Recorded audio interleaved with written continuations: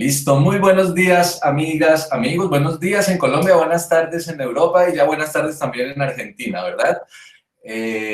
Estamos en esta serie de reuniones para conversar acerca de la obra de David Graeber. Esta es nuestra tercera y última de las reuniones. En la primera estuvimos profesoras, profesores de acá colombianos, hablando un poco sobre una lectura nada experta de la obra de Graeber. Hace 8 días tuvimos la maravillosa charla de Oscar Calabria y hoy tenemos a Julieta Castañaga, profesora de la Universidad de Buenos Aires, investigadora de CONICET. Voy a leer un perfil que me gusta. Se especializa en el estudio de procesos políticos, el Estado e ideologías y valores políticos.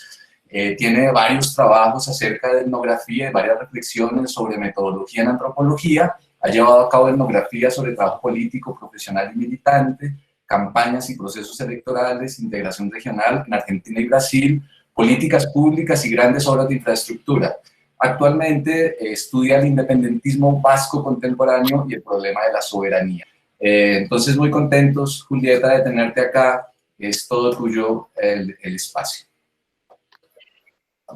Bueno, muchas gracias. Quiero agradecer la iniciativa, vuestra iniciativa y la invitación, ¿no?, de la revista y que, bueno, organicen este espacio donde podemos intercambiar algunas ideas.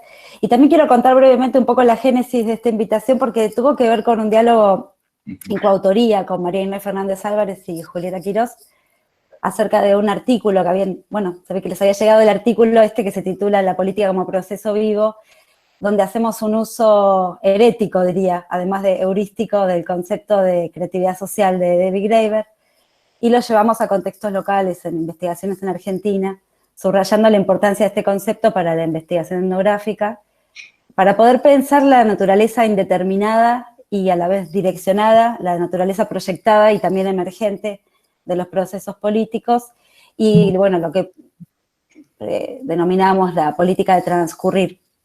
Mis colegas y amigas no podían participar de este evento por esta vorágine de virtualidad infinitamente demandante en la cual se ha convertido el trabajo en pandemia, pero bueno, me incentivaron a que tome la posta, y además porque soy la graeberiana del equipo, o bueno, algo así. Llevo bastante tiempo, más de una década, traduciendo y intentando insertar un poco las reflexiones de David Graeber en Argentina.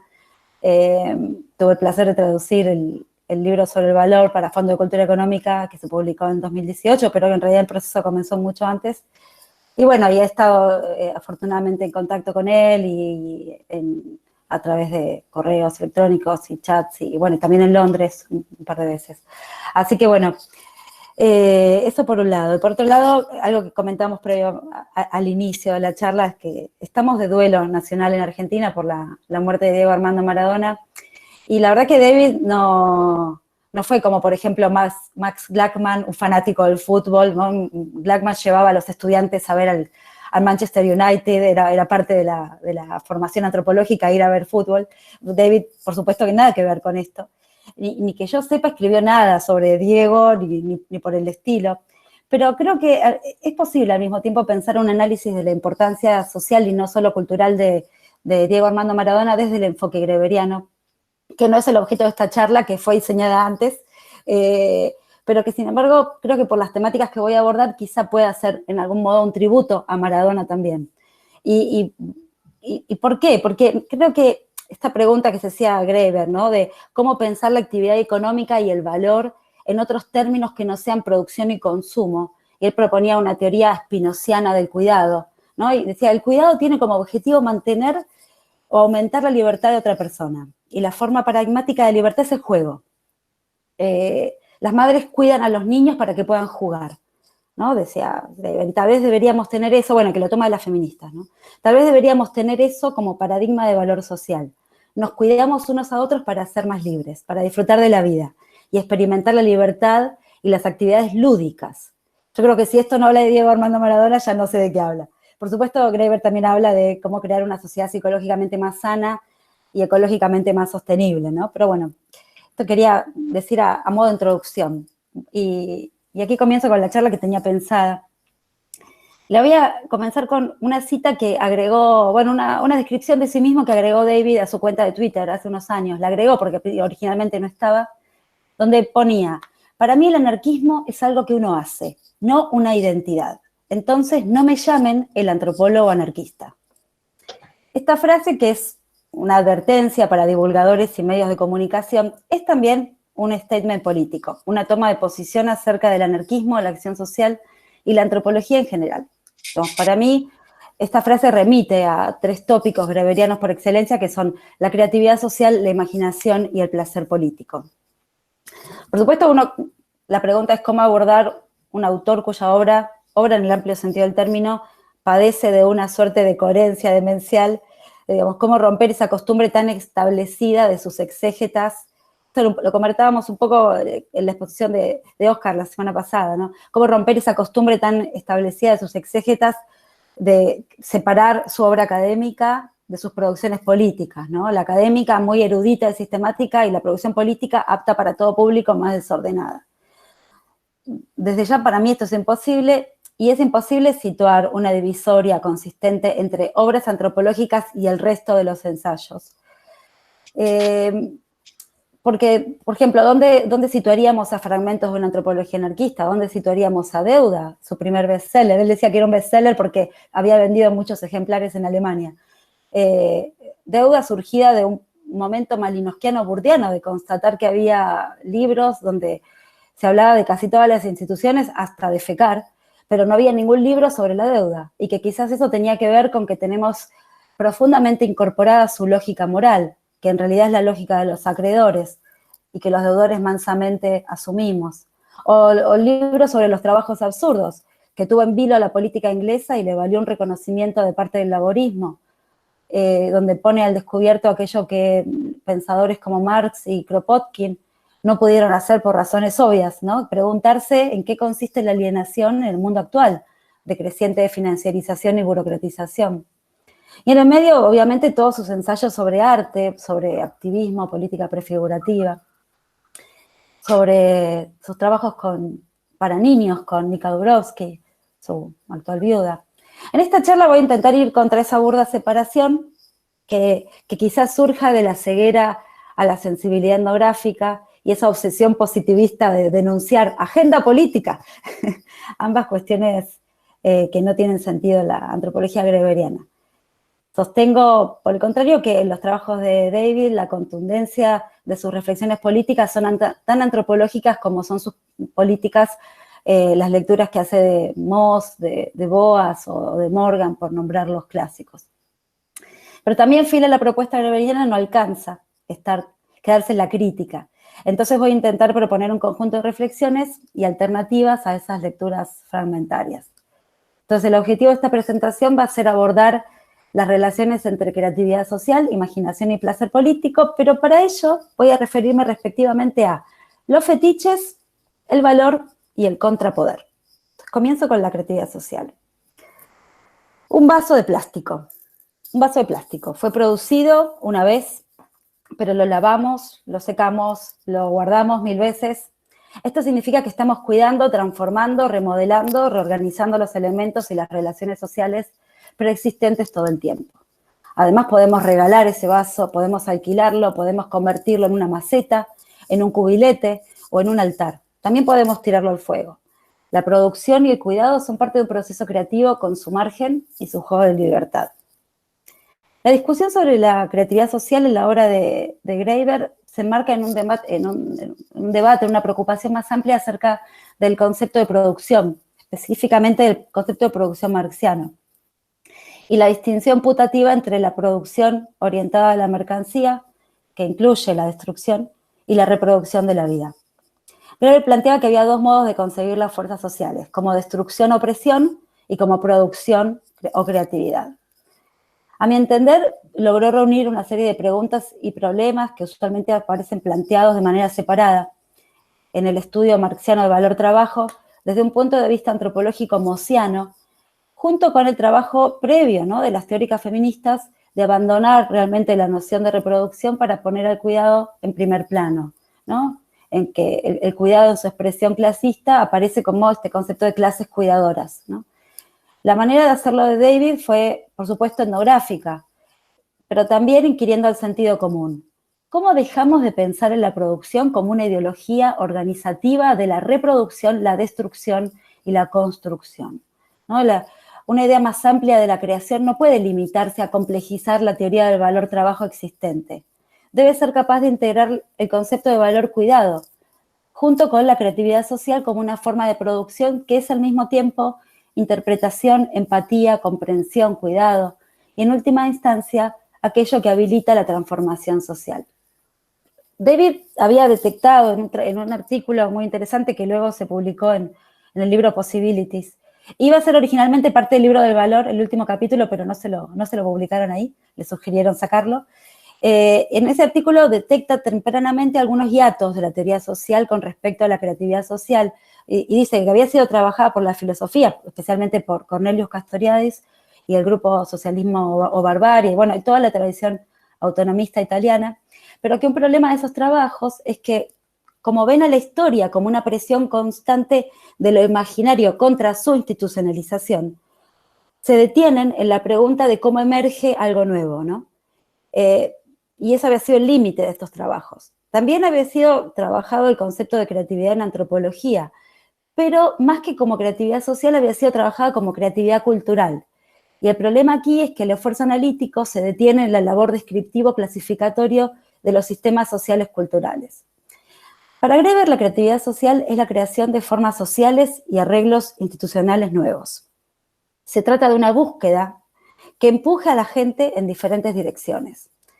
Este tipo de procesos relativamente abiertos se discute muy poco en antropología y en la teoría social debido a dos dilemas interrelacionados. Por un lado, la oscilación entre modelos holistas e individualistas, y por otro lado, porque no sabemos cómo tratar a la acción creativa, que o bien la abordamos como producción de objetos materiales, o bien como cambio, digamos, dramático, ¿no? Como revolución social. El trabajo sobre los fetiches que tiene David Graeber tomando las elaboraciones de William Pietz y trabajos sobre los TIB y los Bakongo, ofrece algunas respuestas, me parece. El interlocutor explícito ahí es Moss, como gran parte de su obra. Dice Graeber, el fetiche nació en un campo de improvisación infinita, de creatividad social. Y resumo muchísimo su argumento. Dice que antes que los europeos lleguen como conquistadores, los fetiches habían llegado a mediar acuerdos de comercio entre los africanos y esos italianos, portugueses y holandeses que se aventuraron y comerciaron en África Occidental en los siglos XVI y XVII. Los fetiches eran objetos para hacer y reforzar acuerdos y contratos entre personas que no tenían nada común. A Greber no le interesa el sentido vulgar de fetichismo como un término acuñado para describir costumbres raras, primitivas o escandalosas, término que devino en término irónico para describir hábitos occidentales, diría Freud, pero tampoco pone el eje en las elaboraciones de Marx en el fetichismo de la mercancía, al que prefiere tratar como un ejemplo particular de un fenómeno más general de alienación. Para Greber, la arqueología de los fetiches africanos, y esto es lo que hay que subrayar, ilustra el proceso por el cual nuestras acciones y creaciones se nos terminan apareciendo como si fueran poderes ajenos. Nosotros creamos nuestro mundo, pero dada la enorme complejidad de cómo la actividad creativa se coordina socialmente, no podemos seguir todos los pasos del proceso. Greber resalta el énfasis en la acción acá, ¿no? Hacer fetiche. Cuando los mercaderes bebían o hacían promesas sobre fetiches, estipulaban. Un fetiche podía ser una plumita, una piedrita, podía ser un pedazo de tela, podía ser un alimento, ¿no? Cuando hacían estos fetiches, estipulaban términos y tasas de intercambio, reglas de crédito y regímenes de propiedad. Incluso cuando los fetiches no implicaban contratos de forma explícita, eran bases para crear algo nuevo, nuevas relaciones sociales, comunidades, congregaciones. Así que, como señalaba al comienzo, un fetiche puede ser visto como algo que nos hemos creado o que nos hemos apropiado y que luego se nos aparece como poderes que se nos imponen. En este sentido, dice Greber, un fetiche es un bien en proceso de construcción que corporiza un lazo social recién creado. Desde este punto de vista, y esto es lo que más le interesaba a Greber, los contratos son momentos revolucionarios. Pueden no ser momentos de transformación social, pero la pregunta es, ¿cuándo hay realmente una transformación total? ¿En qué momento? Toda creatividad social es hasta cierto punto revolucionaria, desde establecer una amistad hasta nacionalizar un sistema bancario. Estos son mis ejemplos. Pero ninguno es de manera completa. Esto, por supuesto, tiene que ver con repensar la producción, lo que señalaba antes. Y también con repensar que una acción revolucionaria no tiene por qué ser necesariamente derrocar un gobierno. Crear comunidades autónomas, por más pequeñas que sean, pueden ser un tipo de acción revolucionaria cuya acumulación continua provea cierto sentido de revolución. Es interesante que lo que hay por detrás, lo que subyace esta idea es que no se rechaza al estilo posmoderno la idea de totalidad, llámese relato, narrativa, ¿no? de la revolución, sino lo que propone Greber es pensar esas totalidades, estos grandes relatos, como herramientas necesarias del pensamiento humano. ¿Por qué? Porque son cruciales para el reconocimiento de que hay diferentes formas de valor. Estoy sintetizando muchísima teoría en esto, pero quiero pasar al segundo punto que tiene que ver con la relación entre imaginación y valor. Esto un poco también lo conversábamos la semana pasada con la exposición de Oscar, ¿no? Las sociedades humanas y los sistemas de valor varían, lo sabemos, enormemente en espacio y tiempo. Pero en la antropología greberiana, la tarea antropológica última no es documentar esa variación, sino demostrar que los mundos sociales pueden organizarse de otras maneras, actuar con esas posibilidades, lo cual sugiere una idea de valor en acción. Decía Greber, y así lo definía, el valor existe en el potencial creativo para la acción, como la importancia de nuestras acciones al ser incorporadas en una totalidad social dada. Este enfoque de valor creo que en cierto modo invierte los términos con los que el culturalismo considera la razón de ser de la antropología, ¿no? Por tomar, me la elegí yo, ¿no? La definición de Clyde Kluckhohn, de que la antropología es un espejo de lo humano y la cultura su mapa, ¿no? Para David Graeber, la antropología es el estudio de las posibilidades humanas, pero las culturas son solo en potencia, son posibilidades, y como tales son cambiantes. Lo que justifica esto es pensar que las formas de dominación demuestran estos cambios, ¿no? También. El sentido de la antropología es ofrecer entonces bases sólidas de creatividad social. La antropología greberiana siempre gira en torno a esta idea que conversamos la semana pasada de posibilidades. Por supuesto, Graeber no inventó este término que vertebra toda la disciplina ligada al relativismo humanista, pero su defensa del mismo es en clave de realismo crítico, en el sentido acuñado por el filósofo Roy Bhaskar, quien planteaba que desde Parménides la filosofía occidental ha estado sufriendo de una falacia epistémica. ¿Cuál es esta falacia? La tendencia a confundir la pregunta sobre la posibilidad de conocer las cosas con la pregunta sobre la existencia real de esas cosas. Esto se podría hacer una exposición sobre esta misma frase, ¿no? Aparte, porque está muy condensado toda la epistemología y todas las luchas epistémicas de Occidente, pero bueno, solo lo menciono como para que quede. En definitiva, para David Graeber, el término posibilidades significaba crear una ética alternativa que incluya la antropología, ¿no? Y según él, esto es lo que le da una afinidad a la disciplina con el anarquismo. Lo que quiero subrayar es que la lucha política última es la lucha por definir el valor. Por eso me parece importante recuperar esa defensa, ¿no? Que contraria a ese sentido común que dice que Graeber, Clastres, Moss hablan de sociedades que ya no existen o que se las inventaron porque son románticos, utópicos o ingenuos, porque eso en definitiva es un argumento de valor, en el doble sentido que estamos mencionando, ¿no? Incluso decía Graeber, mejor haríamos en preguntarnos qué dice de nosotros sentir la necesidad de tener que dar una explicación al hecho de que, por ejemplo, un pueblo amazónico rechace delegar el poder político. En otros términos también lo podemos pensar de una forma más cercana.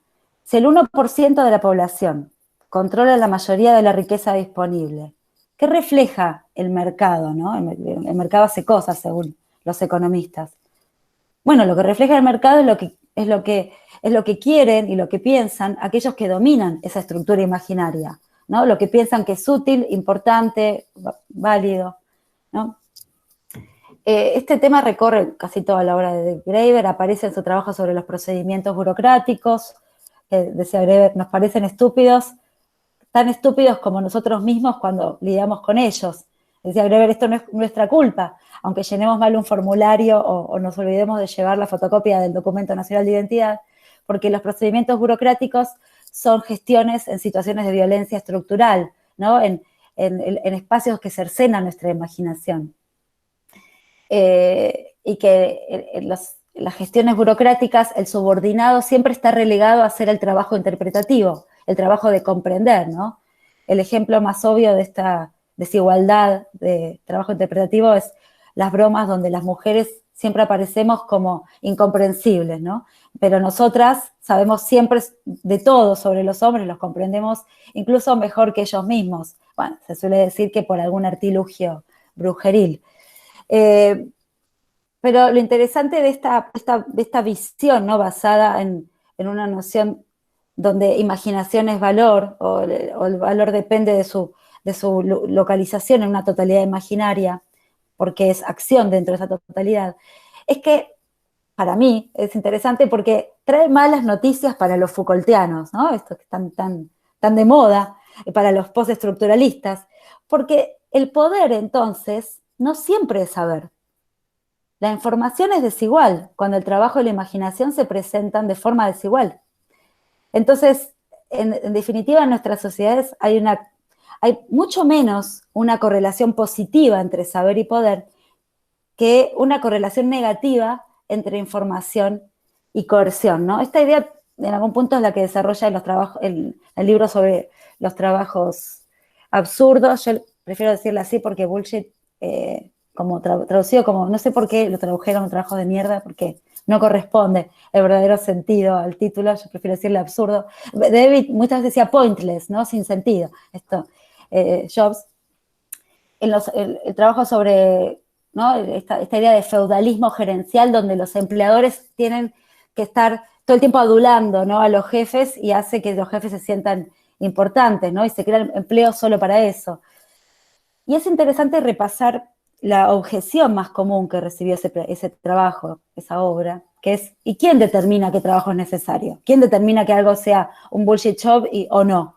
Y Graeber solía responder que no hay una medida objetiva del valor social, ¿no? La respuesta era etnográfica, a mi entender. Y decía, no se trata de discutirle a alguien que está convencido de que está haciendo una contribución significativa al mundo. No es ir contra esa persona, sino dar respuesta a quienes están convencidos de que sus trabajos no tienen sentido, ¿no? Y este es el punto de vista del nativo, ¿no? Que de tanto hablamos. También esta idea aparece en sus trabajos sobre la deuda, también aparece en sus trabajos sobre la democracia, ¿no? Cuando señalaba que solo recientemente identificamos a la democracia con un sistema en el cual los ciudadanos de un Estado eligen a los representantes para que ejercen el poder estatal en su nombre, porque en su versión ateniense antigua, la democracia se asociaba a lo que hoy se piensa como anarquía, ¿no? Al desorden, al tumulto, significaba fuerza, incluso violencia al pueblo, ¿no? Kratos, ¿no? Arcos. Los fundadores de las primeras constituciones democráticas en Estados Unidos, en Inglaterra, en Francia, entendían que la democracia pura era peligrosa, era una forma de gobierno inestable, ¿no? Propensa al faccionalismo. Solamente cuando se amplió el derecho a voto y los políticos necesitaban de los trabajadores agrícolas y los trabajadores urbanos, primero los hombres solamente, luego mucho más tarde las mujeres, empezaron a adoptar el término democracia para en realidad no validar formas democráticas de gobierno, sino para introducir el término democracia en formas republicanas de gobierno, ¿no? Donde la república está destinada a contener a la democracia, a contener en el sentido de limitar. Entonces, para pasar ya a la última sección, creo que cuando los escépticos, y aquí estoy parafraseando un poco lo planteo de que hace Graeber en Fragmentos de una antropología anarquista, cuando los escépticos rechazan la idea de que es posible que haya sociedades anarquistas y refutan ejemplos etnográficos, lo que tienen en mente es una sinonimia entre sociedad y Estado-nación. Claro, allí los Bororo, los Ondonanga, los Tayensi son anacrónicos o son primitivos, o ejemplos más familiares como la autogestión obrera, las fábricas recuperadas, la cooperativa de Mondragón, Linux, son casos poco representativos y aislados, ¿no? No tiene sentido. Nadie va a dar un ejemplo de un Estado anarquista, lo cual sería una contradicción terminológica. Pero en el fondo se trata de lo que James Scott diría, ¿no? Que vemos todo con ojos de Estado, o aún peor, ¿no? De que pensamos estatalmente al Estado, diría Bourdieu. Pero que todo esto no tiene que ver con la manera de ver o la manera de pensar, sino con una violencia estructural que se ejerce permanentemente en nuestras imaginaciones, incluso cuando el Estado parece estar al servicio de esa liberación, ¿no? Cuando el Estado estimula nuestras liberaciones. Esto lo hablábamos la semana pasada, cuando hablamos de la universidad. Yo digo clase por el hábito docente. Lo que tenemos de fondo es un problema de valor, que nos impide reconocer a la creatividad como un valor basado en el placer político. Y con esto voy a la última sección. Placer político, la verdad, yo lo vengo trabajando en mis propios escritos sobre trabajo político, ¿no? Y tiene que ver con el placer de producir obras. Pero David Graeber también lo ha abordado muy poco está apenas mencionado en sus libros. Sí lo mencionaba mucho en los videos o en tweets, de forma muy informal. La verdad que nunca lo elaboró como concepto. Pero en definitiva asociado el placer político a la imaginación. Pero no a cualquier forma imaginativa, ¿no? Lo asociado al trabajo interpretativo que surge del disfrute de debatir con otros, ¿no? De argumentar, de cambiar de opinión, de procesos colectivos deliberativos, ¿no? Estos procesos de consenso asociados al anarquismo, ¿no? Y que David llamaba como una forma subestimada de felicidad política. Pero creo que en algún punto está esta forma de placer político en otras de sus obras. A mí me gusta mucho ese trabajo sobre los superhéroes de cómics y películas, donde cuestiona al Batman de Nolan, de Christopher Nolan, donde muestra que los malos siempre superan en proyectos y acciones imaginativas a los superhéroes, ¿no? Porque los superhéroes siempre aparecen reactivos, ¿no? Solo intentan acallar el mal que los villanos producen, y nunca se les ocurren grandes planes, como por ejemplo acabar con el hambre del mundo o luchar por la felicidad mundial, ¿no? Estos grandes planes pertenecen al mundo de los villanos. Creo que, y acá volviendo un poco a lo de Diego Maradona, esto se me está ocurriendo en este momento, pero me parece que Maradona jamás podría ser un superhéroe de cómic, porque su heroísmo tiene mucho más que ver con la lógica creativa de los villanos y su irreverencia frente a los sistemas de valor establecidos. Pero bueno, volviendo un poco a esta idea de placer político, David señalaba que la clave para entender la idea de placer político es la noción de proceso, ¿no?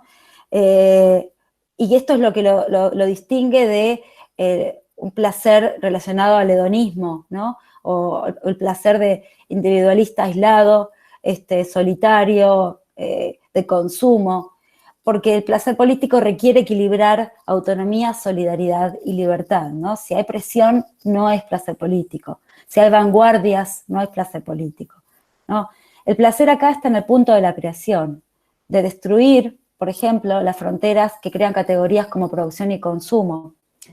Pero claro, el placer en la producción no es cómodo, porque también tiene que ver con la destrucción, ¿no? Entonces, sus límites están poco claros y es muy fácil pasar a situaciones complicadas, lo sabemos. Lo sabe toda la izquierda, que ahora se autodenomina melancólica. Qué triste que se denomina así una ideología política. La reflexión sobre el placer político está en tres grandes ámbitos. La obra greveriana, que es la acción directa, la política prefigurativa y en el contrapoder. La acción directa, ¿no? La acción revolucionaria, que está en el centro de la tradición anarquista, ¿no? Como una forma de resistencia creativa, también festiva, ¿no? Que está vista como lo opuesto a las formas políticas de la izquierda más tradicional, que lo ligan al autosacrificio, ¿no? Es la insistencia desafiante, dice Graeber, en actuar como si uno ya fuera libre, expandir zonas autónomas de libertad, hasta que la libertad se convierta en el principio organizativo final. Por eso tiene que ver con la política prefigurativa, ¿no? Pretender prefigurar la sociedad libre que uno desea crear. Y en esta prefiguración también se puede exponer la naturaleza ilegítima y antidemocrática de las instituciones que existen hoy por hoy, ¿no? Y al hacerlo se demuestra que hay ejemplos vivos de otros tipos de relacionamientos, o por ejemplo de una democracia más directa. En cuanto al contrapoder, Greber tampoco no proporciona una definición cerrada ni una definición única, sino más bien lo entiende como un mapa político donde las posibilidades humanas solo se pueden conectar con la creatividad a través de formular también un interrogante que atañe a las personas comunes y también a los intelectuales, ¿no? Y se burlaba de esta distinción, en realidad está planteada de forma irónica, ¿no? De forma sardónica, porque obviamente los intelectuales son personas comunes. Pero la pregunta creo que tiene que ver con el rol crítico que la academia no está desempeñando, ¿no? Y es, ¿cuál es el papel de un intelectual radical? En teoría, todos, decía Greber, todos están de acuerdo con Marx, que no basta comprender el mundo, sino que el punto es cambiarlo. ¿Pero qué significa en la práctica? Mientras que la política en general es la lucha por definir el valor, la política prefigurativa quizás sea más placentera cuando está ligada a la creatividad social y no solamente la crítica, ¿no? De hecho, en uno de los últimos escritos, que es la introducción a una reedición del apoyo mutuo de Kropotkin, la introducción la escribe con Andrei Grubasic, un antropólogo serbio-norteamericano. Ellos ahí resitúan el desafío de la obra de Kropotkin y dicen que quieren continuar la empresa, ¿no? Y que Kropotkin en realidad lo que se había preguntado es la contracara de lo que se preguntaba Marx, ¿no? Que buscaba comprender qué había perdido un trabajador alienado y cómo sería un sistema humano de producción sin ese despojo, sin esa alienación. Greber decía, este es el proyecto político del contrapoder. Romper con una de las confirmaciones más sombrías de nuestro tiempo, que el conflicto y el cálculo egoístas parecen ser más interesantes que la unión y la cooperación, ¿no? Y creo que esta idea es la más poderosa, ¿no? Este desinterés por la unión y la cooperación, y en cambio este interés por el conflicto y el cálculo egoísta, se expresan en que los académicos progresistas escriben mucho más acerca de Schmitt o Turgot que sobre Bakunin o Kropotkin mismo, ¿no? Entonces estamos obsesionados con Schmitt, y si estamos entonces solamente dispuestos a debatir sobre aquello contra lo que nos oponemos, si todo lo imaginable es aquello que rechazamos, ¿dónde está la oposición, ¿no? ¿Dónde está realmente el contrapoder? No hay lugar aquí para el contrapoder. Si las estructuras de violencia estructural acotan nuestra imaginación, entonces una revolución pequeña, esta revolución de los pequeños gestos, debería comenzar por la pregunta de qué clase de promesas haríamos si la mediación de las actuales burocracias económicas, políticas, académicas, cómo desmontaríamos el consenso intelectual de que ya no podemos hacer grandes preguntas, de que no es válido, de que ya no podemos escribir papers como los queremos escribir, esto lo estoy diciendo yo, de que no podemos escribir en los lugares que quisiéramos escribir y para las personas que quisiéramos escribir. Poco este es el libro que está por publicarse con Wengrau, con David Wengrau, acerca de formas alternativas de contar nuestra prehistoria, ¿no? Que bueno, está por salir en cualquier momento y que sé que en español lo va a editar Planeta. Bueno, para un poco cerrar esta cantidad de ajustes conceptuales que estoy queriendo hacer en tan poco tiempo, quisiera regresar al statement antropológico y político inicial, ¿no? No le llamemos el antropólogo anarquista, pero a nosotros tampoco nos llamen les antropólegues greberianes, porque semejante mote, además de que a Debbie le haría mucha gracia, respondería seguro con alguna onomatopeya, porque usaba mucho las onomatopeyas, o con alguna broma sutil que soy capaz de inventar, porque no tengo su perspicacia, porque semejante mote no haría justicia a la antropología de David, ¿no? Pienso yo. Él cuestionaba la manera en que la desigualdad estructural se combina de manera letal con el individualismo para creernos que naturalmente hay personas más inteligentes o personas más creativas, más heroicas, más dignas de reconocimiento. Y que esto, en realidad, es uno de los grandes objetivos de una verdadera revolución. Da por tierra con esta convicción. En este sentido, no practicaba tanto el horizontalismo como una declamación por la galería, sino en gestos pequeños, muchas veces ignotos, que no eran solamente involucrarse, no sé, en la red de acción directa o en Occupy Wall Street o viajando a Rojava, zonas de guerra, ¿no? Sino también en pequeñas acciones cotidianas que por ahí nadie se enteraba, de ayudar a un estudiante de forma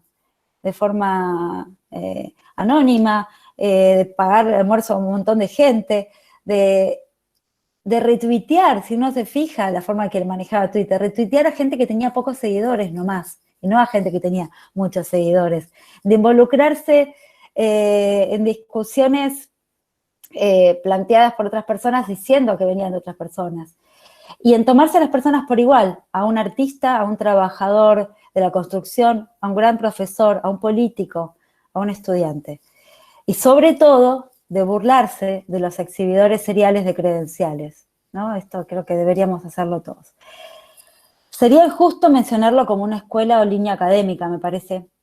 Un sitio que David soportaba estoicamente a través del humor y que denunciaba como lugar de burocratización infame, de papeleo que anula la creatividad y consume la mayor parte del tiempo de personas que tendrían que estar dedicándose a otras cosas. Y que, si pensamos en su teoría de la burocracia, la academia está, al estar tan burocratizada, se está volviendo más que en un lugar de ideas, en un lugar de estupidización creciente, ¿no? Como intelectual y miembro, como intelectual público, ¿no? Recuperando esta vieja figura y miembro de la clase trabajadora, cuidadora, practicaba su antropología fuera y dentro de la academia y buscaba resocializar un megáfono alienado y audiencias blindadas por jerarquías. Intentaba llevar las herramientas de la antropología a otros sitios y traer las herramientas de otros sitios a la antropología más académica. Él mismo reconoció que en algún momento pensó que Chicago, donde él se formó, era un lugar maravilloso dedicado a incubar y debatir ideas. Y luego, dijo, se dio cuenta que los académicos son en su mayor parte funcionarios, que lejos de un paraíso intelectual es un purgatorio, muchas veces contradictorio, un lugar donde pensar demasiado puede ser considerado impertinente y puede ser luego castigado. Para cerrar, quiero leer un pedacito de un parafraseo inventado por mí sobre un pasaje que está en Deuda y también está en su libro de valor. David llegó a habitar el status quo mordiéndole el corazón, pero no a la manera de los brujos Tib, cuyos corazones estaban cubiertos por una sustancia llamada tzav, que solo crecía al comer carne humana, en una sociedad donde los hombres consiguen poder consumiendo la sustancia de los otros, sino que lo hacía de una manera más parecida a los Sakalava, que él mismo investigó en Madagascar, ignorando a las autoridades vivas y venerando a algunos reyes muertos que transmiten sus deseos a los vivos a través de mediums que suelen ser mujeres de origen plebeyo. Donde, si no es posible evitar los efectos directos reales del poder, estar fuera del alcance directo del poder, al menos el poder podía ser fosilizado y ser reducido a un puñado de dientes, de huesos, trajes fastuosos, diferentes reliquias que se podían venerar. Espero que allí donde esté David se anime a jugar un picadito con el Diego, que pienso que era un brujo bastante parecido a estos Sakalava malgaches. Bueno, y acá dejo. Qué gusto escucharte, Julieta, qué gusto escucharte. Muchas cosas por discutir y estoy muy contento, además quiero decirlo, porque me parece que en estas 3 sesiones nos hemos enfocado siempre mucho más que en la revisión de una obra bastante importante ya por su propia cuenta, más bien en qué caminos puede seguir la antropología, y esto es lo que más me gusta. Y siento que hay un aire muy fresco de crítica de ciertas maneras de hacer y de proceder que nos han estado corroyendo, digamos, nos han estado oscureciendo bastante el corazón, creo, a la antropología. Y me gusta mucho escuchar estas perspectivas críticas. Lo decía hace 8 días, Oscar, decía, es chévere leer, una de las cosas bacanas, chéveres, bonitas, agradables de leer a Greber, es encontrar ideas que uno ya había estado mascullando y encontrarlas dichas por una persona, digamos, con una autoridad tal vez mucho más reconocida, pues es al mismo tiempo refrescante y rayador, porque uno ya se ha dado cuenta de que hay cosas, digamos, retorcidas en la forma en que se está llevando a cabo la antropología y sobre todo en el mundo académico. Siento que Greber pone el dedo allí en una llaga que debemos seguir escarbando. Entonces, amigas, amigos, sus comentarios, sus preguntas, para sacarle más palabras a Julieta esta mañana o esta tarde. Aquí ya es la tarde, oficialmente es la tarde. Acá todos estamos a 10 minutos de que se acabe la mañana. Entonces, si quieren levantar la mano o tomarse la palabra, como prefieran.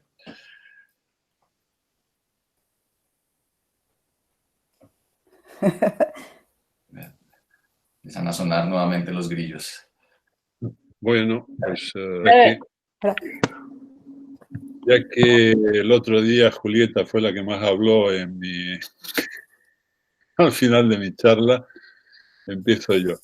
Mira, recuerdo que hay una cosa que comenta Greber, creo que es en el librito aquel de la antropología y el anarquismo, que es la diferencia entre los movimientos. Creo que él se refería a los marxistas, que eran movimientos que siempre, desde el primero, tenían el nombre de un intelectual en cabeza. El marxismo, leninismo, plejanovismo, en fin, ponle ahí Trotsky, es decir, hay varios cientos de versiones, y los movimientos anarquistas que siempre se referían a algún tipo de acción, no a personas, sino a acciones. Creo que en eso que dices, para mí hay un detalle importante en la biografía en la trayectoria de este hombre, que es dar un ejemplo de otro tipo de inserción de los intelectuales en los movimientos, que es el intelectual haciendo lo que realmente sabe hacer, que es reunir información, procesar información y comunicar información. No diseñar, no dirigir, porque yo tengo quitando ya esos ilustres precedentes que de las actividades intelectuales han pasado a la dirección de movimientos y de estados, pero nosotros tenemos muchísimos colegas que entienden que la militancia para un intelectual consiste básicamente en dejar de trabajar en lo que él sabe trabajar y buscarse algún tipo de cargo político, en el Estado o de otro modo. Por eso me parece importante, por eso insistía yo tanto en el lado divulgador de la obra de Greber, que me parece fundamental, porque yo supongo, ya dije que no lo conocí, pero que él veía que era en eso, en lo que un antropólogo podía realmente hacer algo de positivo por los movimientos. O sea, no se trata tanto de decir, bueno, ¿qué es lo que vamos a hacer? ¿Cómo nos vamos a organizar? ¿Qué qué hacer, como dijo Lenin, sino contar qué es lo que han hecho en otros sitios, cómo se hace en otros lugares. ¿Eh? Y para eso hay que ser un erudito como él era, para realmente saber cómo se ha hecho en otros lugares y cómo se está haciendo en otros lugares. Era eso. Gracias, Oscar, siempre dando ahí en la tecla. Efectivamente, él incluso decía, los antropólogos podemos hacer cosas útiles para los movimientos, pero no es lo mismo que hacer antropología, ¿no? En esta distinción esta futil que vos señalabas, como que el antropólogo que ya está con un movimiento social deja de lado lo que estaba haciendo y se pone al servicio de... O esta otra idea controversial de los antropólogos dando voz a los oprimidos, porque también aparte supone que hay una sola manera de hacer antropología y por ejemplo, la etnografía o la antropología orientada a comprender estructuras de poder, la antropología de los poderosos, ¿dónde cabe en todo esto, no? Y que es necesaria. Greber se mete en eso, se mete cuando estudia la deuda, que investiga la lógica del FMI, que investiga incluso de qué manera Estados Unidos, como productor de la divisa, que es deuda de muchos países, se posiciona en un lugar moral que le permite pedirle a los demás que paguen y no pagar, ¿no? En el mismo movimiento, hacer las dos cosas. Y este tipo de investigación, esto es antropología, útil también para los movimientos, pero dando otra vuelta, ¿no? Un poco recuperando lo que decía Oscar, creo que es lo que señalamos, lo que yo señalaba más al inicio y lo que él señalaba en su charla acerca del concepto de posibilidades, ¿no? De cómo la antropología se planta en la idea de posibilidades, pero como posibilidades reales, ¿no? como alternativas reales de creatividad social, ¿no? Como demostrar que eso es real y no son solo teorías interpretativas como, ¿no? una bonita lectura de lo que ocurre en Bali cuando los hombres apuestan dinero para ver qué gallo gana, sino alternativas reales para cambiar el mundo, para que el mundo sea un lugar más habitable. Es muy difícil mantener esta aguda conciencia crítica a la vez que hacer etnografía.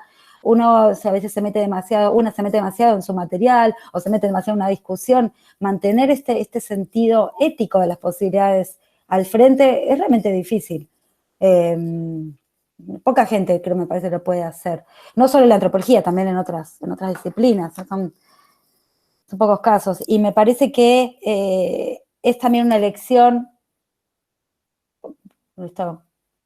que citaba Oscar, esta frase de Lenin, para el estado de la izquierda actual, para el estado intelectual de la izquierda en este momento, que no sabe un poco dónde ubicarse, y donde la ultraderecha está haciendo estragos por todo el mundo, ¿no? Donde no parece la izquierda encontrar un lugar creativo para pensar el mundo, sino solo reactivo, ¿no? Entonces son estos superhéroes tristísimos que están ahí poniendo parches donde avanzan los villanos, ¿no? Nada más, siempre detrás. Me parece que esto, bueno, también, que decía Luis al comienzo, seguí pensando que esta tarea no está para nada cerrada y no está conceptualizada, porque el punto tampoco es ese, ¿no? Está abierta.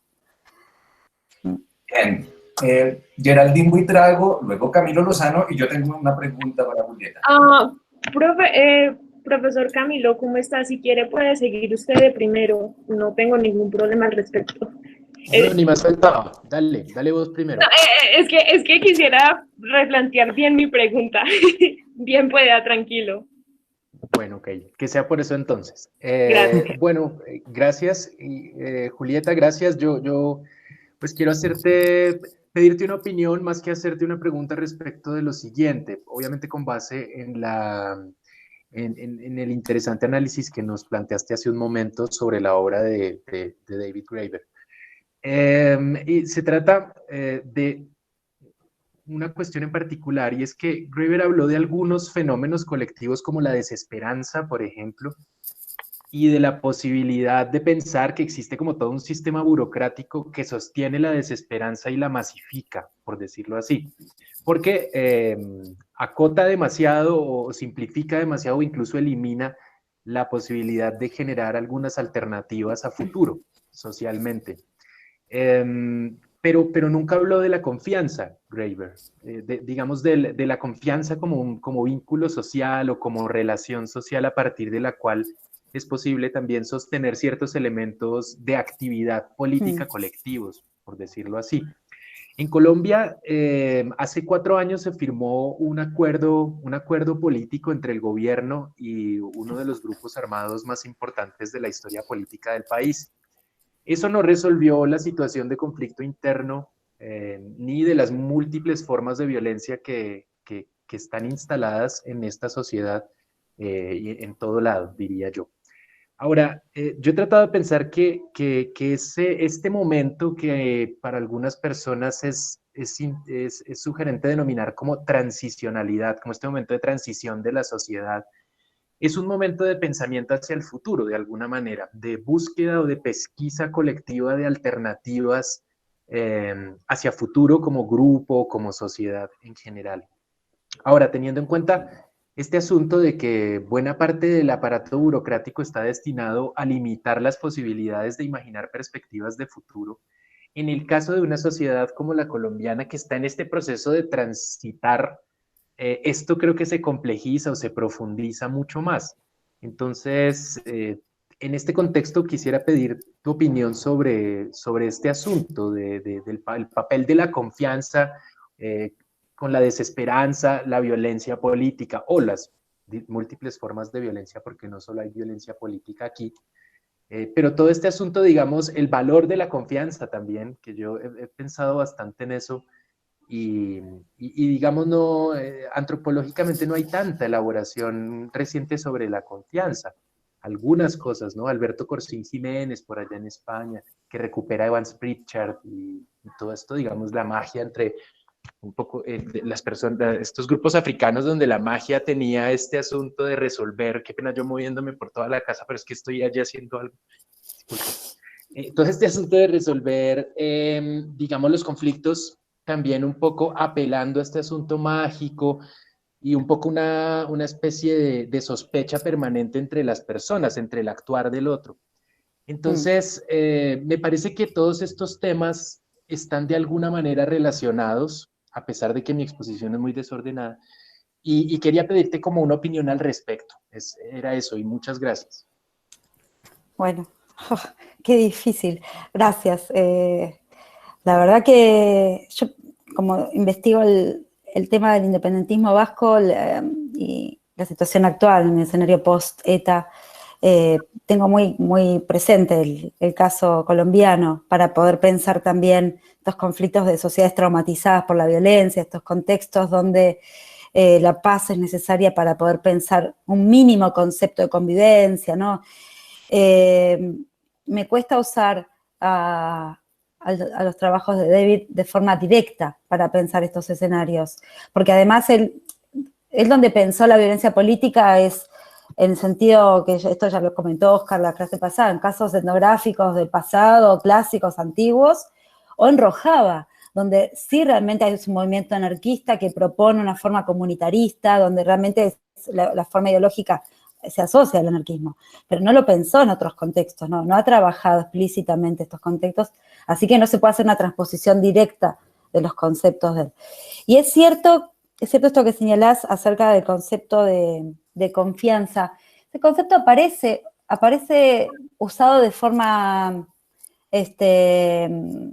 idiosincrásica nomás, ¿no? Como concepto de piso, en direct action, en la etnografía sobre acción directa, que hace un raconto ahí de todas sus experiencias en movimientos anarquistas, de las formas asamblearias, cuenta, ¿no? Seattle, cuenta, digamos, eventos, organizaciones, bueno, es larguísimo el libro, tiene viñetas de diferentes situaciones y muchas exégesis y entrevistas a activistas mismos, ¿no? Donde la confianza ahí realmente aparece como un elemento clave del proceso de producir consenso, en la forma de las asambleas anarquistas, porque uno en los debates, ¿no? Porque las asambleas anarquistas no se vota, nunca gana la mayoría. El tema es ponerse de acuerdo de forma tal de que nadie se enoje violentamente. Va a haber gente que no le guste la conclusión última, pero el punto es que nadie se ofenda, que nadie se vaya o que nadie se diga, ahora este es mi enemigo. Es evitar esa idea schmittiana de que todos somos amigos o enemigos, que el mundo se divide en dos, ¿no? La idea es llegar a un acuerdo. Bueno, quizá no sea la solución perfecta para todo el mundo, de hecho, nunca lo va a ser para todo el mundo, pero se llega a un acuerdo, y ese acuerdo que se produce mediante el consenso, mediante la deliberación, mediante diferentes puntos de vista, requiere un mínimo de confianza, que no es solamente respeto y escuchar al otro, requiere confianza en que la forma de pensar del otro es válida, requiere confianza en los proyectos que tiene el otro también, ¿no? Es realmente una confianza profunda, ¿no? Y también en un sentido, en el lugar que tiene la confianza como trama social.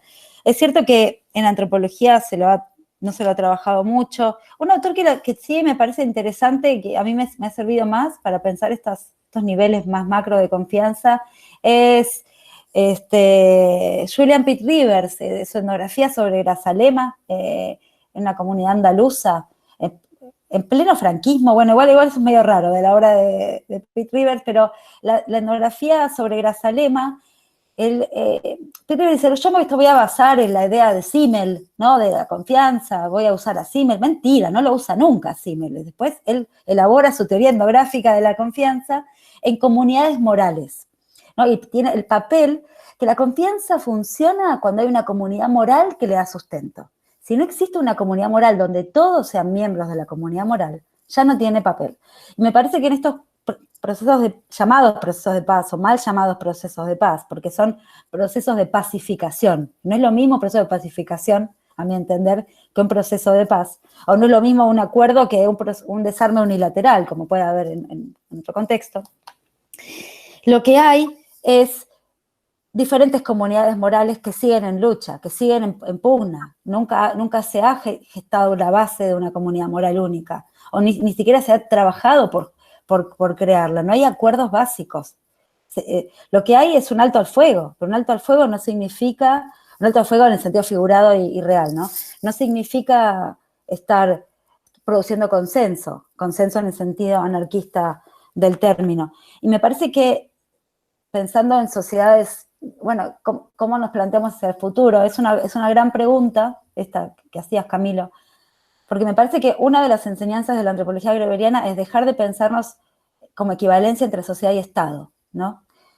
La sociedad colombiana no es el Estado colombiano, o no es lo que el Estado colombiano dice que es la sociedad colombiana. Ningún Estado, o sea, los límites, la sociedad colombiana también tiene actores por fuera de esos límites y tiene actores internos que quizás no son la sociedad colombiana. Pasa lo mismo en mi país, o sea, pasa en todos los países esto. Eso por un lado. Y por otro, tomar en serio la idea de política prefigurativa, de que no alcanza con pensar que sería mejor no estar como estamos, sino figurar esos desarrollos futuros, actuar como si realmente tuviésemos esas posibilidades, en pequeños gestos, por supuesto, porque un gran gesto te trae el problema de ser considerado un criminal, ¿no? Un gran gesto, de cambio, ya raya la legalidad y tiene que ver con cuáles son las bases de la soberanía, ¿no? ¿Quién tiene la capacidad de determinar qué es lo legal? Aquel que actúa de forma ilegal.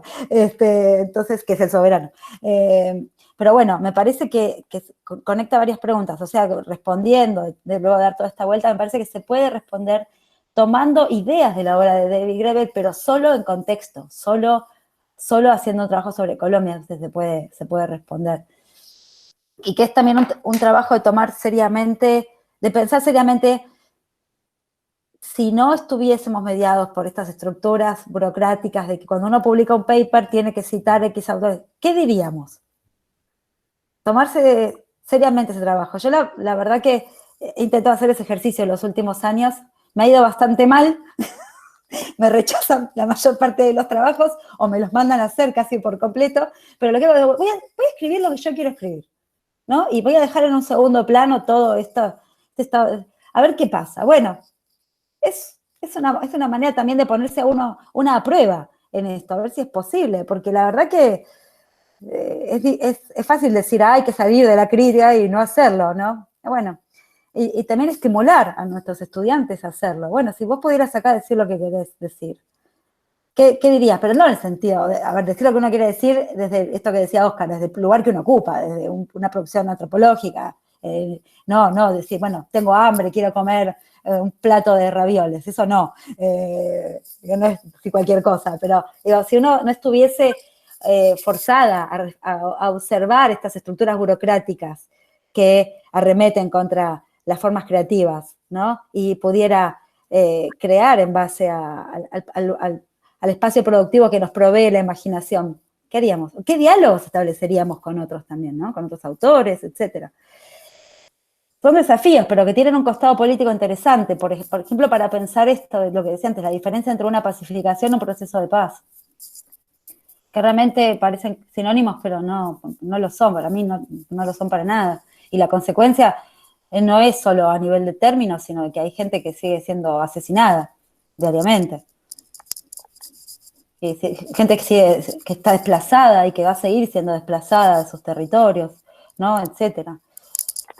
Y ni hablar de todo el trasfondo del comercio internacional que sostiene esos procesos, que sostiene el comercio internacional de ciertos elementos que hace que se llame proceso de pacificación y no proceso de paz. No hace falta explicitar a qué me estoy refiriendo. Bien, Ezequiel, porfa, Ezequiel Grisendi. Hola, ¿cómo están? ¿Todo bien?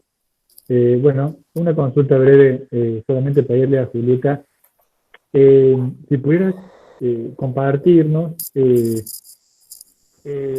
lugar de la tecnología, o sea, me interesó este vínculo entre la práctica de David Graeber en su exposición en redes sociales, su utilización de Twitter, y me dio a pensar en un libro sobre las normas, sobre tecnología, estupidez. El lugar que tiene la tecnología en esta idea de creatividad social y contrapoder. No lo pienso desde una cuestión de un caso etnográfico, sino en la teoría del valor y esta categoría que ustedes trabajaron sobre procesos vívidos y procesos vividos con Julieta, con Inés. Bueno, restituir a un parecer respecto del uso de las redes sociales y de la tecnología en esta propuesta. Me parecía que en las últimas entrevistas, no sé si finalmente fueron publicadas, de la energía como una forma de manner of speaking, que se llama, una forma de hablar. Había leído un fragmento que se refería de un modo a las tecnologías de redes sociales, no tanto solamente en su costado de control, de persecución, de estado de control social, sino también con esta idea de creatividad, de conexión, de vínculo entre distintas comunidades. Una referencia de eso, ¿no? Gracias. Gracias, Ese. Sí, es un tema, no soy especialista en ese tema, pero sí es fascinante la manera en la cual Graeber en sus trabajos con la autoridad de las normas, bueno, y en sus intervenciones, porque claro, muchas sociedades están fragmentarias en intervenciones en videos donde desarrolla un concepto que no está escrito en ningún lado. Me ha pasado a ver un video y después buscarlo en la bibliografía, no está, directamente desaparece la reflexión, es terrible. Entonces a uno le preguntan, ¿y eso en quién te basas? ¿En qué David Graeber? ¿Dónde está? Y no lo puedo citar porque no está. Bueno, tengo que citar un video de YouTube mal grabado que subió alguien, y esa es la forma en la cual él entendía el poder de la tecnología. Eso también, porque esto de que yo pueda hablar de placer político, que él no lo escribió en ninguna obra, pero lo escribió en todas, es porque estaba diseminado en sus intervenciones que a mí me han llegado gracias a la tecnología, porque no me llegó gracias a que yo participé de un seminario X, no me llegó gracias a que pertenezco, tengo un carnet, una credencial que me habilita a ser miembro de tal academia, nada.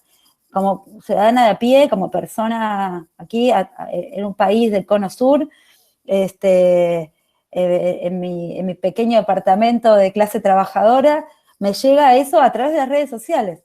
y él separaba muy bien ese tipo de tecnología de la tecnología más ligada al Fordismo, ¿no? Lo que había sido toda la revolución industrial, las promesas tecnológicas, ¿no? Los autos voladores que íbamos a tener en el año 2000 y nunca llegaron, que era, ¿no?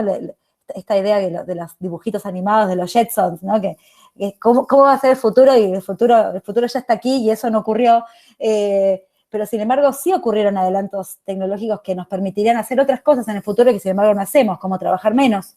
Tenemos la tecnología para trabajar mucho menos y sin embargo trabajamos mucho más. Entonces creo que uno de los desafíos que él proponía pensar era el papel de la tecnología como herramienta para la liberación. ¿Y qué es el planteo de Marx? ¿No? La toma de los medios de producción. Esto lo estoy diciendo yo, esto es mi respuesta, pero para mí tiene que ver con recuperar esa idea de cuál es la clase trabajadora, el 99% a qué se dedica, ¿no? Esa clase trabajadora que también son quienes manejan Internet, o sea, digo, ahora hay ese tipo de trabajo también, antes no existía el trabajo, o programadores, o trabajo virtual. Ahora somos todos trabajadores virtuales, damos clases por Zoom, etcétera, pero digo, recuperar esos medios de producción incluye lidiar productivamente, positivamente con la tecnología, no es ser un luditas y retirarse del mundo y decir esto es horrible, digamos, además para él Zerzan, por ejemplo, era un loco, era un maniático, le parecía horrible todo ese romanticismo de Zerzan. Así que sí, esa es una gran pregunta y la que está continuando con ese legado, que sí los invito a pispearlo, es su viuda, Nika Dubrovsky, que están creando con un colectivo de gente de todo el mundo, lo que llaman Virtual Assembly, asambleas virtuales para producir arte con tecnología, fuera de los cánones más elitistas del arte, y con elementos de la vida cotidiana, digamos, desde tizas en el suelo, ¿no? Pedazos hasta pintadas, hasta dibujos en las paredes. Bueno, es interesante lo que proponen como forma de socializar la tecnología. Y por último, me parece que también tiene que ver con repensar el concepto de globalización, o regain, ¿no? Volver a apropiarnos del concepto de globalización, porque la idea del internacionalismo anarquista se basa en una idea positiva de la globalización, ¿no? Es romper con las fronteras, la libre movilidad de las personas, etcétera. Y que al final de la globalización los únicos que se mueven es el capital y los bienes. Nosotros estamos todos presos de pasaportes, de permisos, cuando no refugiados, cuando no exiliados, cuando no, entonces al final nos han ganado, ¿no? Es de recuperar el sentido positivo de la globalización. Él a veces hablaba del antiguo proyecto de Indymedia, ¿no? Del recuperar aquella idea de los medios de comunicación independientes, globales, en red. Cuando surgió Indymedia, que fue uno de los pioneros en usar la tecnología de las redes para producir contrainformación, ¿no? Me parece que sí, pero que todo eso no está muy escrito en sus obras, no está sistematizado, está todo así fragmentario, muy al estilo de Marcel Mauss.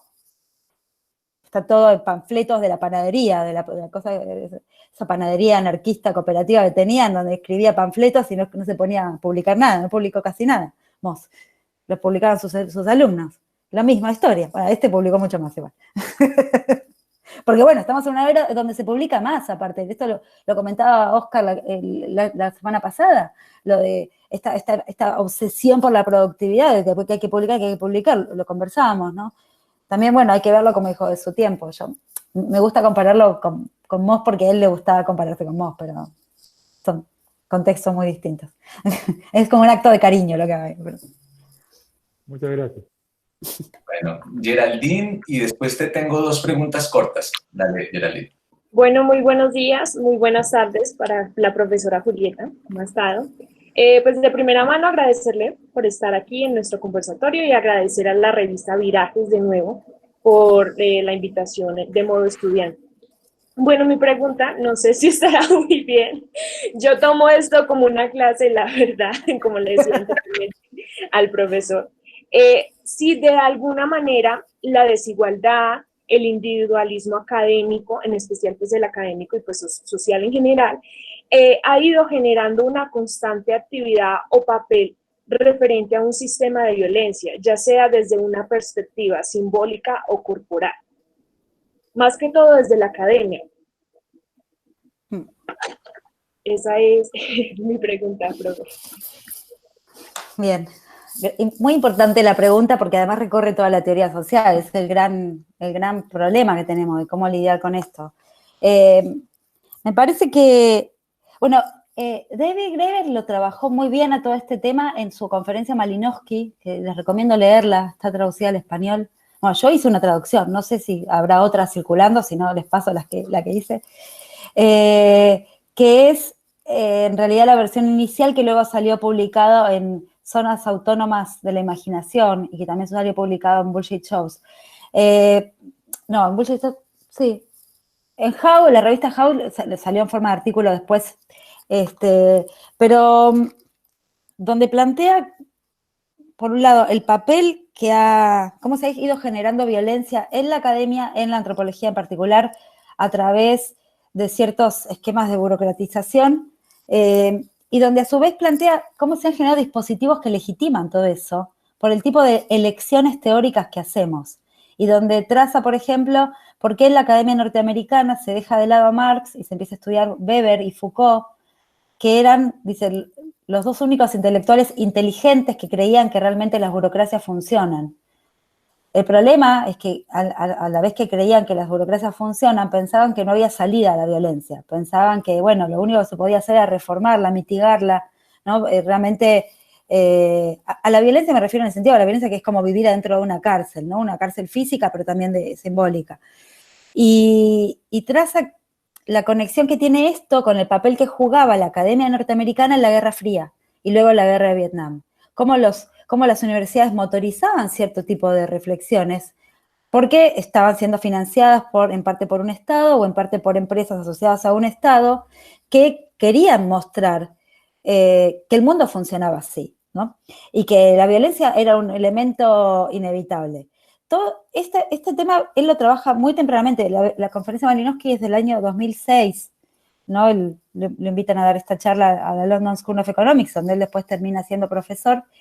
Y luego aparece bien desarrollada, y es el libro que todos queremos leer y que esperamos con ansias, que es el próximo que sale este año, se supone, o a principios del año que viene, con David Wengrow, sobre cómo cambiar el curso de la historia, cómo cambiar la historia que nos han contado acerca de lo que ha sido la desigualdad, y donde revisan incluso la obra de Rousseau, ¿no? El origen de la desigualdad de Rousseau, y plantea que Occidente ha hecho una trampa fatal en todo esto, porque han tomado lo que Rousseau construyó como un ejercicio lógico, que es pensar, ¿por qué cada vez que nos queremos liberar nos volvemos cada vez más esclavos, ¿no? Esto es un problema filosófico, no empírico, ¿no? ¿Por qué cuando buscamos liberarnos terminamos siendo más esclavos de ese proceso de liberación? Y él ahí llega a la idea de propiedad privada, bueno, ¿no? Cuando dice, el primero que dijo esto, hasta aquí es mío, creo con eso las bases de la desigualdad. Tomaron ese ejercicio mental, filosófico de Rousseau por un hecho de la realidad, por un hecho objetivo de la realidad.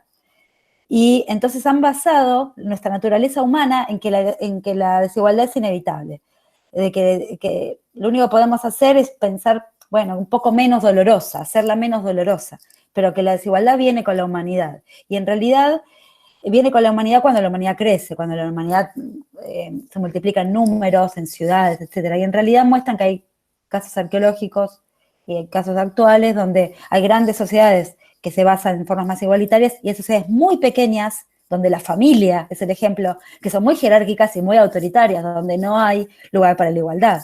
Es un libro que, bueno, este razonamiento está así desperdigado en algunas obras y está en ese texto de Eurocine que tradujimos con Julia Piñeiro, que está en el blog del Salto. Después, si quieren, les paso. Tengo un montón, como, no sé, 20, 30 traducciones de David Graeber, porque me gusta traducirlo porque siento que pienso con el autor, ¿no? Es mucho más que leerlo. Y además para ponerlo a disposición de gente que no sepa inglés, es como una forma de activismo, así lo entiendo yo, gratis, ¿no? Y está en ese texto, después si quieren se los paso, pero bueno, va a ser un libro todo este razonamiento.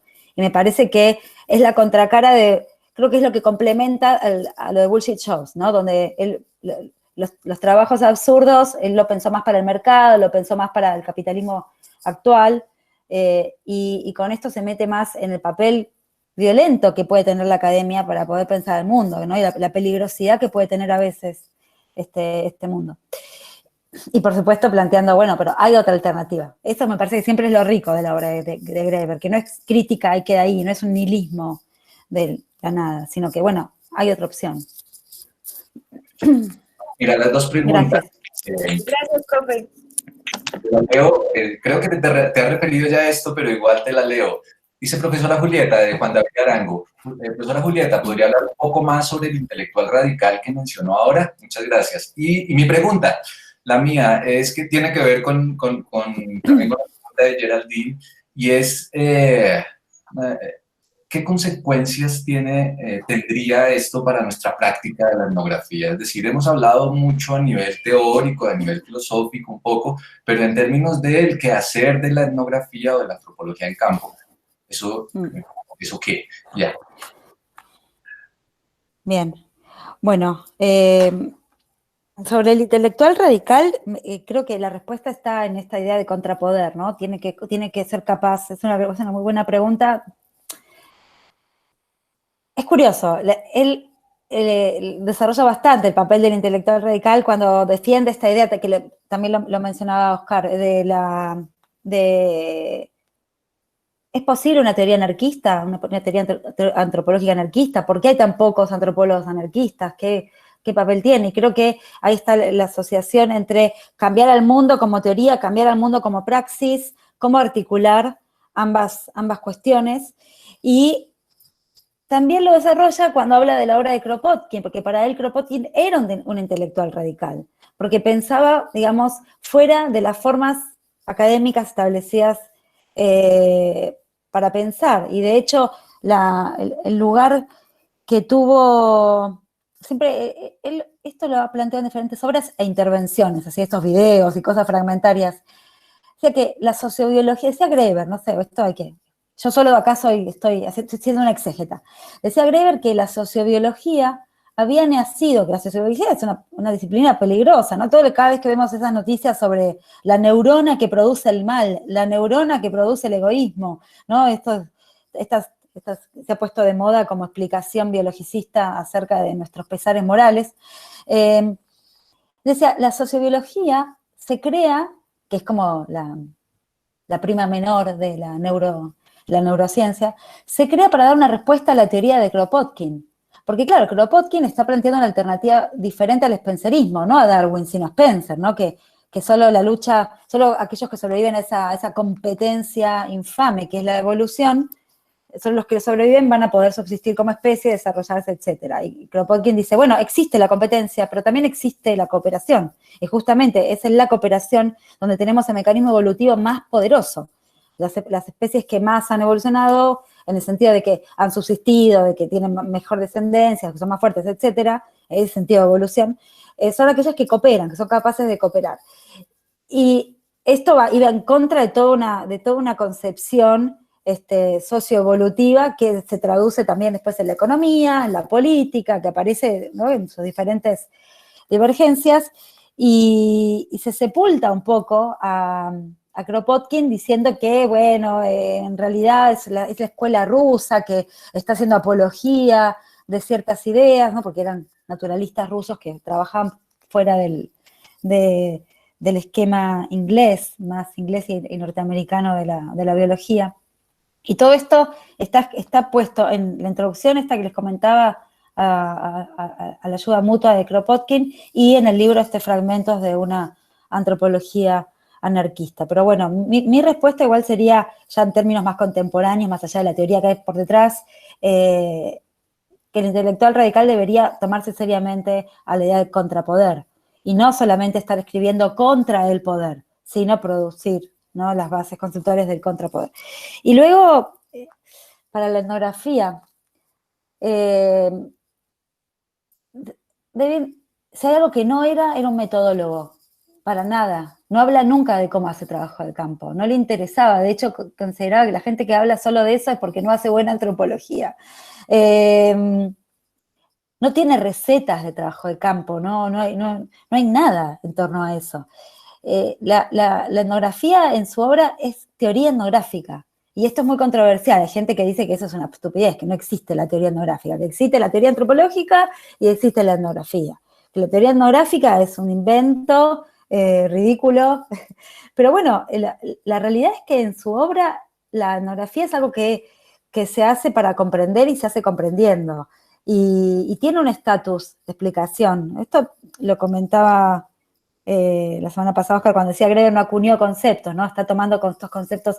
Y ahí hay que darle la derecha, Oscar, ¿no? Es verdad, porque claro, es una teoría etnográfica la que le propone. Como pensar el concepto de How, Maorí, o el Kula, o Potlatch, ¿no? Estos conceptos de este nivel etnográfico. Y pensar que lo que hay por detrás en realidad es un cuestionamiento al homo economicus, un cuestionamiento, ¿no?, a la noción de contrato, de la jurisprudencia, pero me parece que sí hay una reflexión en la obra de Greber de la etnografía, más que como método, como escritura, como forma de escribir, describiendo. Este video yo no lo vi, me lo pasó mi colega y amiga Julia Piñero, que hay un video que está dando vueltas ahí por YouTube donde Greber dice que él escribe complejo, complicado, al estilo académico, pues ya está acostumbrado a escribir así, y que antes de publicarlo lo va puliendo, lo va haciendo sencillo, lo va haciendo para todos, ¿no? Como le va quitando ese tinte barroco que lo convierte en un texto poco accesible. Y nos podemos preguntar si la etnografía si no describe mundos posibles, no debiera ser así, ¿no? Y no estos monstruos que son casi, que como poesía son preciosos, pero que después uno no entiende nada de qué está hablando la persona que le escribe, ¿no? Hay algunos pasajes ahí en etnografía, tiene unos pasajes que la verdad, donde un monumento emplazado en una montaña termina haciendo cosas como un dios, donde terminamos fetichizando también nuestros propios mojones del campo. Pero bueno, repito, la receta de la etnografía como método, si pensamos que la etnografía es un método, un texto y un enfoque, no está. Hace etnografía. De hecho, según el libro, tiene libros donde trabaja más con entrevistas y grandes digresiones de lo que dice la gente, y otros que no, que es todo como voz autorial a lo Malinowski, donde él solo habla. Es muy variado, ¿no? La forma. Parece que no se hacía mucho problema tampoco. Qué lástima que ya no está, porque habría que preguntárselo. ¿Qué receta? Tampoco daba esas clases él en LSI, daba clases más sobre teoría. Entonces, sí, bueno, no era un metodólogo para nada, para nada. Pero es una gran pregunta esa, sí. Amigas y amigos, ¿quién más?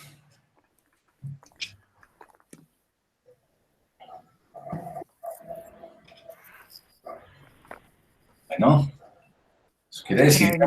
No, Oscar.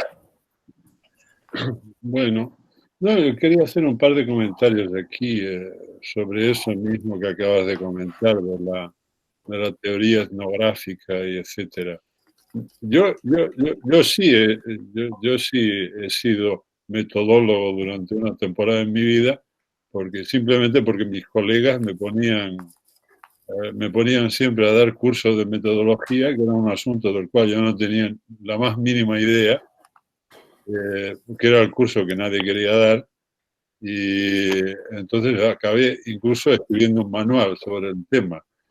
Y claro, para mí había algo totalmente básico en esa historia. Muchos estudiantes me preguntaban, bueno, ¿y qué autores puedo yo usar para escribir mi tesis? El autor que tienes que usar para escribir tu tesis eres tú mismo o tú misma. O sea, si tu experiencia de campo, si lo que has hablado con la gente, lo que has visto en tu trabajo de campo no te inspira nada, entonces nadie te va a ayudar, ni Foucault, ni Stratton, ni Wagner, ni Graeber, ni nadie. Entonces yo creo que ahí hay una cuestión de jerarquía aunque no sea una palabra muy anarquista, pero hay una cuestión de jerarquía importante, que es que tú vas primero, tu relación tu relación con la gente que has ido a estudiar es lo que va primero, y después van todos los autores de la... Para mí, teoría etnográfica es eso, y yo creo que en ese sentido Graeber fue bastante explícito. Cuando en el inicio del libro sobre su etnografía en Madagascar dice, bueno, yo estoy haciendo, creo que estoy haciendo una antropología dialógica, pero no es porque esté siguiendo a Fisher y Clifford y todo lo demás, sino porque estoy siguiendo las manías y las preocupaciones y las obsesiones que tenía la gente con la que yo hablé en Madagascar. Entonces, para mí eso es una declaración metodológica muy consistente y que la gente debería seguir. Lo que pasa es que como nuestro modo habitual de funcionar en la academia es terriblemente burocrático y ligado y preso a la idea de propiedad intelectual, estamos siempre obligados a citar cada una de nuestras ideas y prácticamente apoyar en una bibliografía cada una de nuestras palabras, y eso me parece que es, en fin, que no es lo que hay que hacer. Y luego quería decir otra cosa en relación también a lo que antes decías, que bueno, ¿dónde dijo Graeber eso? Bueno, ¿dónde dijo eso Graeber? De repente lo dijo en una conversación, en un vídeo, en un tweet, en un no sé qué. Bueno, eso es fundamental, creo que es fundamental en la tradición intelectual más válida que tenemos, que es una tradición intelectual que empezó siendo oral. Creo que sería bueno recuperar la oralidad, el valor de la oralidad en nuestro trabajo. O sea, no hay... tenemos un poco esa obsesión, que acaba siendo una obsesión lucrativa, de no decir nada importante antes de ponerle un sello y registrarlo en esa especie de gran registro de la propiedad intelectual que son las revistas de alto standing. Y en ese sentido, por si acaso los presentes están interesados, yo creo que sería interesante pensar algún día en una especie de reflexión sobre anarquismos antropológicos comparados. O sea, ¿qué es lo que tiene que ver, por ejemplo, el anarquismo de Graeber con el anarquismo de Clastres, que es mucho más conocido? En Brasil, Graeber, curiosamente, no es demasiado, no se ha publicado mucha cosa, no es conocido, no se ha leído, no se ha traducido, y sin embargo Clastres, por una serie de razones, sí lo es. Y hay una cosa que Clastres nunca publicó, porque yo lo sé, porque alguien me dijo que Bento Prado, que es un filósofo de São Paulo, le dijo que Clastres le había dicho que un chamán guaraní le había dicho un día a Clastres lo siguiente, y lo siguiente era, dice, todo es uno. Aquí habla el guaraní. Todo es uno, pero eso no es bueno, no debería ser así. O sea, la idea de que sea lo que sea que se está jugando en esa antropología o en ese anarquismo antropológico o en esa antropología anarquista tiene que ir un poco en el sentido de la multiplicidad. O sea, no creo yo que Graeber estuviese pensando en una fórmula, en la fórmula antropológica de combate al poder o en una manera de contrapoder. Precisamente si si la experiencia antropológica y el anarquismo sirve para alguna cosa, es para pensar que ese contrapoder nunca va a ser uno, nunca va a ser de un tipo, que va a ser un rizoma, como dirían aquellos otros, de fenómenos muy diversos conectados entre sí. O sea, nunca vamos a tener una fórmula. Lo que sí podemos hacer es luchar para que el mundo no se resuma en una única forma, en una única lógica y en un único modo de actuar, y en un mismo camino para todo el mundo. Así que si queréis algún día preparar la revista colombiana, de cuyo nombre no recuerdo ahora, quiero organizar ahí el anarquismos comparados, podemos poner la primera piedra. Pero por supuesto, hagamos el número de anarquismos antropológicos comparados, anarquismos comparados en antropología también. Justamente por eso, muy chévere, es decir, toda la discusión en la revista que se llama Revista de Antropología y Sociología Virajes, es la revista de la Universidad de Caldas. Pues hicimos un número el semestre pasado que llamamos, ahora ya se me olvidó cómo fue que lo llamamos, espérense, voy a decirles cómo fue que lo llamamos. Se llamó Escritos no convencionales, franquezas experimentales y otras formas de comprender en la antropología, que era un poco un llamado a ver si no tuviésemos que cumplir las reglas de indexación, ¿qué escribiríamos? Bueno, y ahí salió un conjunto, ahí lo puse para que si quieren, digamos, revisarlo. Pero sí es necesario, creo yo, dentro de estas formas de imaginación política y de imaginación social, la escritura es importante, pero también creo que yo tal vez no me refería tanto a la etnografía. Lo que pasa es que en Colombia lo refundimos todo, refundimos bastantes cosas, entonces cuando decimos etnografía, decimos trabajo de campo. Tal vez me interesaba mucho más el trabajo de campo que la etnografía. El caso es que ahí está abierta la revista. Nosotros tratamos honestamente de publicar los textos que entre más raros lleguen, más nos gustan. Digamos, entre más heterodoxos, mucho mejor, porque uno de los problemas de las revistas es que estamos publicando el mismo texto. Y una de las incomodidades que teníamos cuando propusimos este número con Camilo es que parece que estamos publicando siempre el mismo texto con las mismas 4 o 5 referencias y se vuelven textos muy estériles y una antropología muy estéril, escrita muy estéril, y a mí a veces se me antoja que es estéril escrita porque el trabajo que la produjo también fue un trabajo estéril. Entonces por eso me preocupa un poco de qué tipo de trabajo de campo entonces, porque toca rehacer también esas formas de trabajo de campo.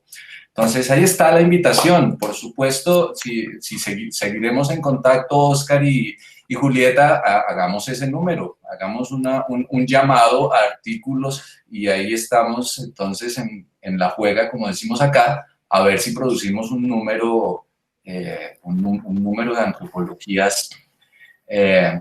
antropologías anarquistas comparadas. Sería bacanísimo. Acá en Colombia hay propuestas anarquistas también, digamos, rayadas, muy rayadas, con un poco de cosas, entonces algo debe salir. Bien. Bueno, y un poco esto que señalaba Oscar, yo lo que dije hoy lo escribí para hoy, no lo tengo publicado, y todos los argumentos que hice no están escritos, porque yo siempre digo las cosas antes de publicarlas, voy en contra a veces me va mal, pero bueno, a veces digo que una idea quedó colada del otro lado, y yo no la había publicado, pero bueno, está también a disponibilidad la charla de forma escrita, está escrita de forma académica, porque uno ya está domesticado a escribir así, con las referencias bibliográficas. Pero sería maravilloso poder pensar esto, ¿no? Incluso tengo una anécdota en Brasil. Hace muchos años tuve una pequeña estancia académica en el Museo Nacional y propuse para una importante revista, hacer una reseña del libro del valor, porque yo estaba haciendo la traducción al español en ese entonces. Digo, mira, acá ni lo tenían en la biblioteca, nada, es un libro sumamente importante. No lo quisieron directamente. No no voy a dar nombres, pero me dijeron que no, que para qué, que no les interesaba. Bueno, por supuesto, después sí se volvió un personaje más interesante, pero esto fue en el 2010. Y Graeber en ese entonces era como decir, nada, era como estás inventando un autor casi para ellos. Fue muy llamativo. En cambio, Class 3, ¿no? Porque bueno, también la Academia Brasilera tiene esa relación con Francia tan especial, ¿no? Que Lévi-Strauss estuvo ahí, bueno, tienen otro vínculo con Francia que quizás otros países no tengan, pero sería interesante. Incluso recuperar, yo doy clases de teoría antropológica clásica y doy mucho Radcliffe Brown, soy una especialista un poco en la escuela británica, y a mí me gusta dar Radcliffe Brown en una lectura anarquista, o sea, esa es mi forma de darlo. Habrá gente que le parecerá que esto es un horror, es una herejía, pero bueno, yo trabajo los principios heraclitianos en Radcliffe Brown, haciendo esa lectura, que es un poco también la propuesta, así que sería genial poder hacer esto que señalaba Oscar. Si no recuerdo mal, a Radcliffe Brown le llamaban Anarquía Brown en la universidad, lo que no parecería por su aspecto, pero...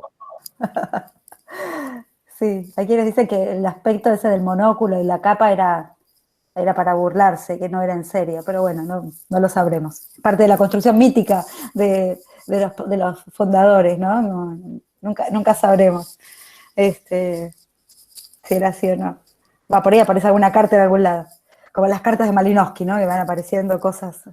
Pero bueno, sí me parece que es importante quizá resituar la discusión en su justa importancia conceptual, ¿no? Y no como una cosa anecdótica, ¡ay, loquitos anarquistas de la academia!, sino como en su justa complejidad conceptual, hablar un poco de etnografía, porque además coincide que son todos etnógrafos quienes se interesaron por el anarquismo de una forma u otra. Y hay también autores que son retomados por anarquistas, pero no se consideraban a sí mismos anarquistas, ¿no? Entonces, bueno, un poco... Bueno, salió más que fértil la conversación. Entonces es más bien número en ciernes de antropología acá. Muchas gracias a Julieta, a Oscar, a Camilo, a todos quienes participaron en esta conversación